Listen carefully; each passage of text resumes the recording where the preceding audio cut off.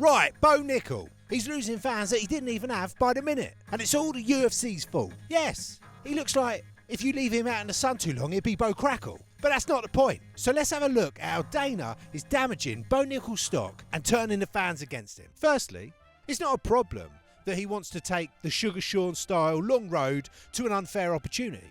It makes sense. It seems to have worked out well for O'Malley. One of the problems, he doesn't have that sugar preloaded gamer fan base or the exterior to kick things off with the casuals. A lot of casual fans don't really know much or care much about his wrestling career. They just see some new cocky fighter getting all the special treatment. And he doesn't seem to have captured fans' imagination like Shavkat or Chimaev did when they burst on the scene. There seems to be no bigger Bo Nickal fan than Bo Nickal himself. In October 2022, bear in mind this was before he'd even had a UFC fight, he said if he's put on the prelims of a UFC card, he'll retire. He said, "I'm not a prelim fighter." And at UFC 285 on his debut, Bo was actually placed on the card above two well-known top 10 fighters in the same weight class, Brunson and the now champ Dricus du Plessis. Look, they tried to force feed us Paddy Pimblett, and look how that went.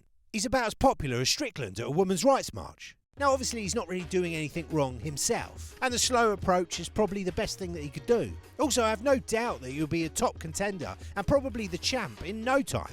Well, I say no time.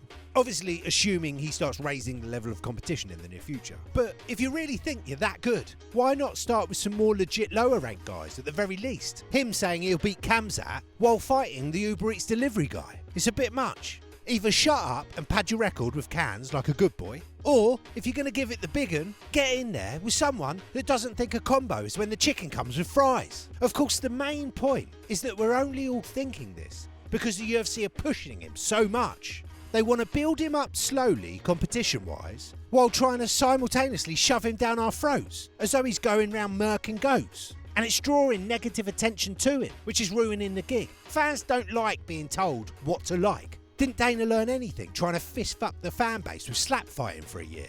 We like what we like. You can't tell us. And sometimes it doesn't make sense. Look at Strickland.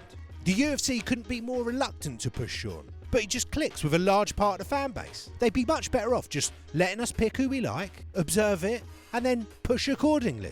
Am I missing something? Surely that would make better business sense. The combination of him being such a fan of himself, whilst also being placed far too high on the cards far too early, both while fighting bums, is an unattractive cocktail for the fans. Now I like him. I'm a casual passenger of the Bo hype train. I'm excited at the prospect of seeing him face some higher ranked guys. Hopefully Dana feels a bit of this UFC 300 backlash and fast forwards his Bo plan so we can get this show on the road. A lot of people think he's unlikable.